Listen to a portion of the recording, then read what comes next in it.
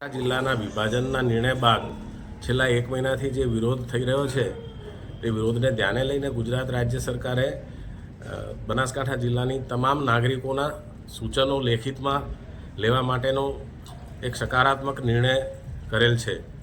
ઓગળ જિલ્લા સંકલન સમિતિ આ નિર્ણયને આવકારે છે, પરંતુ ઓગળ જિલ્લા સંકલન સમિતિની સરકારશ્રી પાસે એક માંગ છે કે સૂચનો જમા કરાવવા માટે જે 3 દિવસનો સમયગાળો આપવામાં આવેલો છે એ 3 દિવસનો સમયગાળો ખૂબ ટૂંકો પડે છે અને સાથે સાથે અત્યારે મેરેજ સિઝન ફૂલ ચાલતી હોવાથી લોકો તેમાં પણ વ્યસ્ત છે।